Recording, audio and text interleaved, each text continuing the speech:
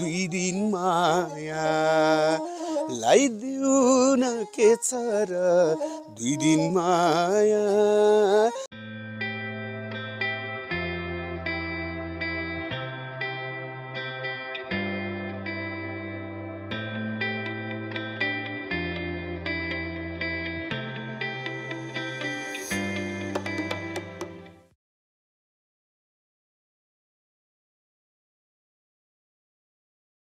Morning from day 7 यो हाम्रो ट्रिपको।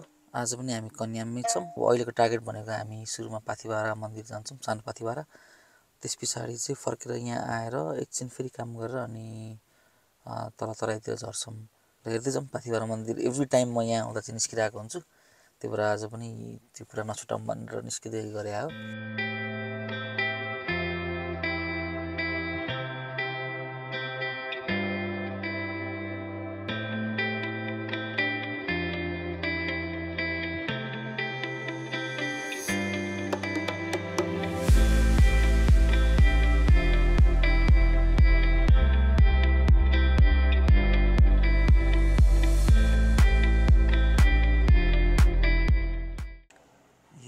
चाहिँ हाम्रो सानो पाथिभराको गेट भयो। हामी यहाँदेखि सिडी चढ्छौँ। चढ्ने सिडी यताबाट चढ्ने सिडी चाहिँ अलिक सजिलो छ। हुन पनि मन्दिरलाई चाहिँ दाहिने पारेर घुम्नुपर्छ भन्छन्, त्यही भएर हामी पनि यो बाटो चढेर अर्को साइडबाट कुली डाँडा निस्किन्छौँ। दुई दिन माया लाइदिउ न के छ र दुई दिन माया लाइदिउ न के छ र।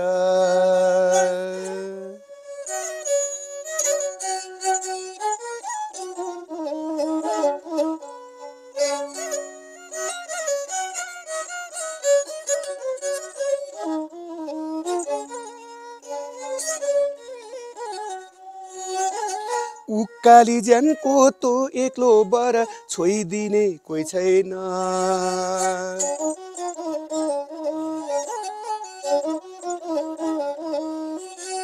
उकाली ज्यानको तो एक्लो बर छोइदिने कोही छैन। मोही मोरी गए बिरानो देशमा रोइदिने कोही छैन। बनिदेऊ न तिमी नै सारा बनिदेऊ न तिमी नै सारा दुई दिन माया लाइदेऊ न के छ र। यसरी हामी हिँड्दैछौँ मजाले उकालोमा। 10 मिनट जति हिँडिसक्यो, 11 आइपुग्दैन, अझै माथि छ।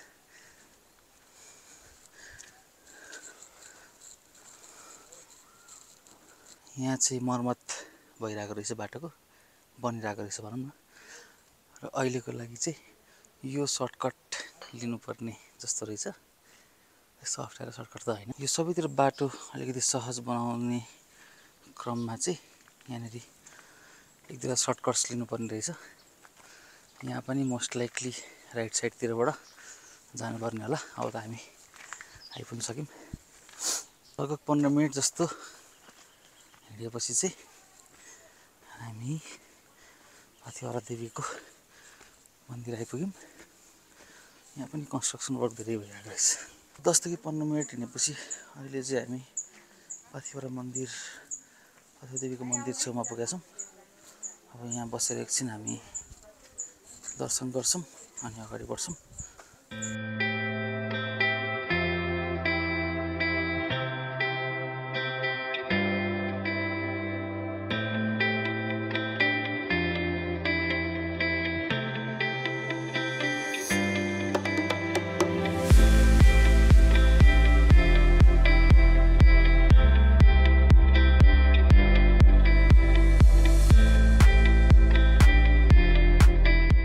पाथिभरा माताको दर्शन गरिसकेपछि चाहिँ अब हामी फेरि पनि हाम्रो होटल कन्याममा भएको कन्याम इनमा लाग्दैछौँ। त्यहाँ एकछिन बसेर हामी निस्किन्छौँ होला। र यहाँ चाहिँ जहिले पनि आउँदाखेरि एउटा पिसफुल ठाउँ, मनलाई आनन्द हुने ठाउँ हो। हामी यहाँ देख्न सक्छौँ कतिको ठाडो ओह्रालो छ भनेर। र मैले चाहिँ एक्चुअली यहाँ लाइभ एउटा बच्चा लडेको देखाएको छु, त्यही भएर पनि एकदम रिस्की जस्तो लाग्छ यो ठाउँ चाहिँ। माथि भएर दर्शन गरिसकेपछि अहिले हामी यो पुरी डाँडा भन्ने ठाउँमा आइपुगेका छौँ। अब गाडी भएको ठाउँसम्म जानलाई लगभग 5 मिनट जस्तो हिँड्नुपर्छ होला। अनि त्यहाँदेखि फेरि हामी होटल जान्छौँ। अब यहाँ चाहिँ यहीँदेखि पनि चढ्छन् धेरै मान्छेहरू त, तर रेकमेन्डेड चाहिँ उताबाट हो, सजिलो छ। यताबाट अलिकति अप्ठ्यारो छ। त्यहाँ पर देखिरहेको चाहिँ कन्याम हो र कन्यामको चाहिँ हामी बसेको होटलहरू त्यतै छ र त्यो रेन्ज पनि कन्यामको मौसम अझै खुलेको भए चाहिँ यहाँदेखि कञ्चनजङ्घाको रेन्ज पनि देखिन्थ्यो। यो बिहानै पाथिभरा माताको दर्शन गरेर हामी चाहिँ अहिले फर्किँदैछौँ। चिसो पनि त्यस्तो चिसो होइन, तर फेरि गर्मी पनि अन्त हिँडेपछि भइहाल्छ। अबको हाम्रो प्लान भनेको चाहिँ सकेसम्म छिटो अब एकछिन काम गर्नै पर्नेछ। काम गरिसकेपछि यो कुरा हो, त्यो काम गरेर त्यसपछि चेकआउट गरेर 12 बजेपछि चाहिँ हामी तल झर्छौँ र आज मोस्ट लाइकली हामी धरानसम्म पुग्छौँ होला। सामान आउँछ भने हामी उता जान्छौँ, होइन भने धरान जान्छौँ। आज बेलुका अथवा भोलि बिहानसम्ममा सामान आइपुग्छ भन्ने कुरा छ।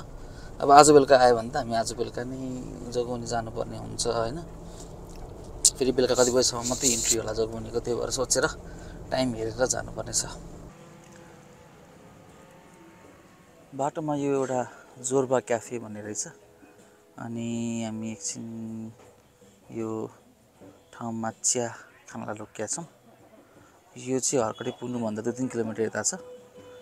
एकदम युनिक र इन्ट्रेस्टिङ छ यो चाहिँ। र बबाल मर्निङ वक पछि यो कन्याम इनमा फेरि आइपुगिसक्यौँ हामी र अब माथि जान्छौँ। माथि गएर प्याकिङ पनि गर्छौँ र बिस्तारै बिस्तारै एकछिन कामसाम गरेर हामी निस्किन्छौँ पनि होला। अब हामी बसेको रुम चाहिँ यो थियो, यतापट्टि बिजोग छ, सब प्याकिङ गर्नुपर्ने छ। र यतापट्टि अर्को रुम लबी जस्तो 2 रुम भएको ठाउँ हो यो चाहिँ, हामी यहाँ बसेको। यो रुममा त्यस्तो धेरै केही कमजोरी त थिएन, हामीले एउटा म्याट्रेस तल ओछ्याएर भए पनि बस्यौँ। तर त्योभन्दा बिगेस्ट एउटा मात्रै सर्टकमिङ भनेको चाहिँ एकदम राम्रो इन्टरनेट हुँदाहुँदै पनि यो सेक्सनमा जहाँनिर टक्क डेस्कहरू छ, बसेर काम गर्ने भन्ने ठाउँ छ, यहाँ चाहिँ इन्टरनेट थिएन। त्यो नभएको बेलामा चाहिँ हामीले एउटा के उपाय लगायौँ भने यो ठाउँसम्ममा यो रुममा चाहिँ इन्टरनेट ठिकै आउँथ्यो र त्यसले गर्दाखेरि चाहिँ हामीले अर्को मोबाइलमा यहाँ वाइफाई कनेक्ट गरेर, होइन, यहाँ राम्रै आउने भएकोले गर्दाखेरि अझै भन्दा नि स्ट्रङ पनि आउँछ होला। अनि यहाँदेखि हामीले हटस्पट छोडिदिउँ र यो माथिको सेक्सनमा चाहिँ मोबाइल राख्थ्यौँ लाइक दिस। अब यति गरिसकेपछि चाहिँ यो मोबाइल आज रिपिटरको काम गर्यो र त्यो भएपछि चाहिँ यो अर्को रुममा हामीले एकदम राम्रो नै इन्टरनेट पायौँ र काम गर्न चाहिँ हामीले सजिलो भयो। ल यो रुमको अर्को एउटा इन्ट्रेस्टिङ कुरा चाहिँ यसमा यहीँ भित्र छ कतै लुकेको बाथरुम, तर देखिँदैन। एकदम युनिक डिजाइन लाग्यो, यहाँ देखिन्छ। यसमा गएर ठ्याक्क यसो गरेपछि यो खोल्छ र यहाँभित्र चाहिँ बाथरुम छ। This is the bathroom. फेरि बन्द गरौँ।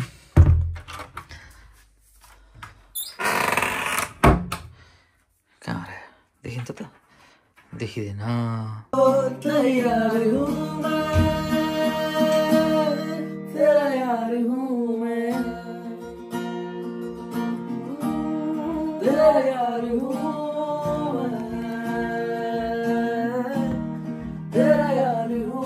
दुई दिनको कन्यामको स्टे पछि अब हामी फेरि तराईतिर झर्दैछौँ। यहाँ मौसम अलिकति धुम्म अझ पानी पर्ला जस्तो भइरहेछ। हिजो पनि यस्तै नै थियो, तर अब हामी यहाँ बसिराख्दैनौँ। हामी चाहिँ कन्यामलाई छोडेर अब आज बाटोमा सामानको के भयो भनेर एकचोटि कल गर्नुपर्नेछ। सामान आज पनि नआउनु रहेछ भने चाहिँ विराटनगरतिर बस्ने भन्दा पनि हामी धरानतिरै बस्छौँ होला। लेट्स सी कस्तो हुन्छ।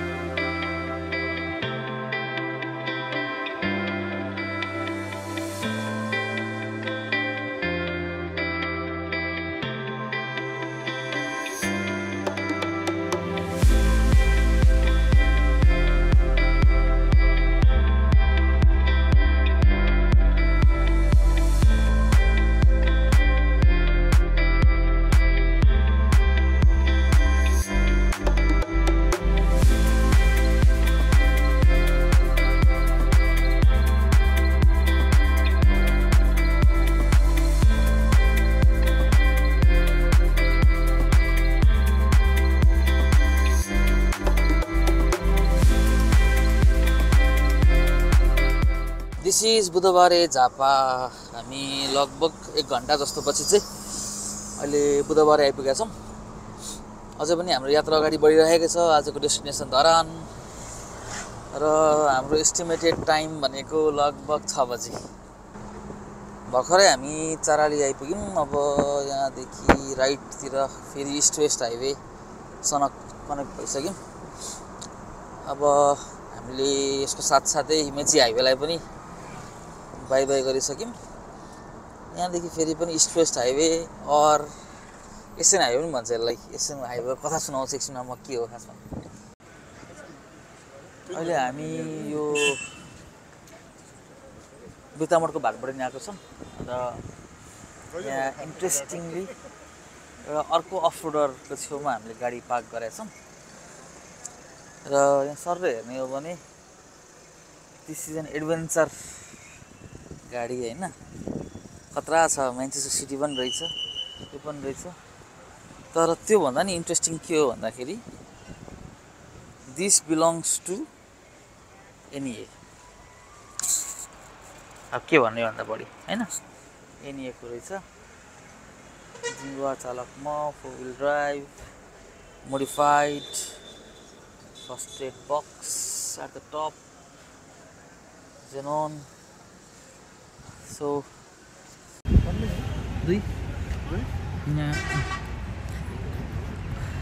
यहाँ अर्को एउटा राम्रो बवाल गाडी आइपुग्यो।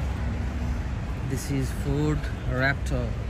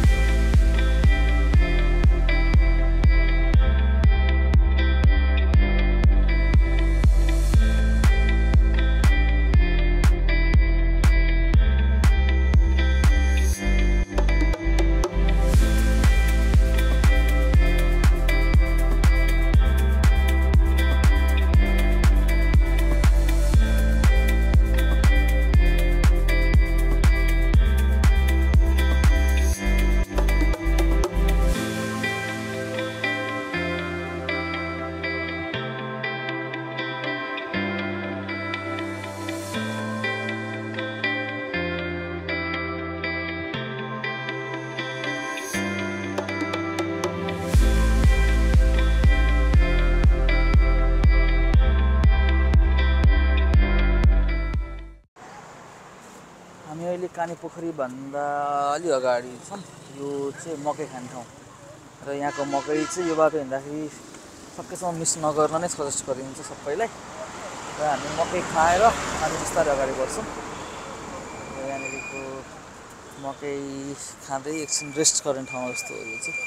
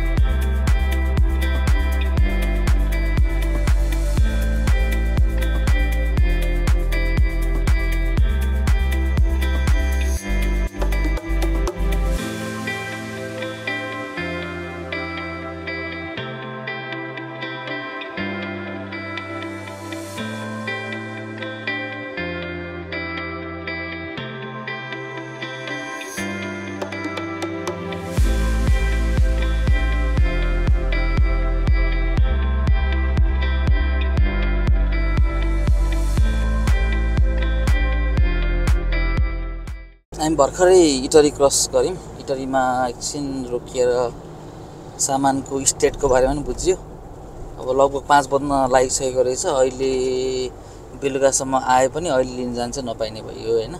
त्यसले गर्दाखेरि अब भोलिको दिन बिहानतिर एक्चुअली लिन जानुपर्छ होला सामान चाहिँ। आज बेलुका आएपछि इन्फर्म हुन्छ होला। अब अहिले हामी एकछिन सनसेट हेर्नलाई अलिकति अगाडि खोला साइड कतै भेटिन्छ कि भनेर जाँदैछौँ। अब आजको स्टे विराटनगरमा काम नहुने भइसकेपछि मोस्ट लाइकली धरानतिर हुन्छ होला। हामी धरानतिर जान्छौँ र धरानमै आज बस्छौँ होला। र भोलि बिहान एकचोटि सामान लिन गएर भोलि चाहिँ वाट नेक्स्ट भनेर सोच्नु पर्नेछ।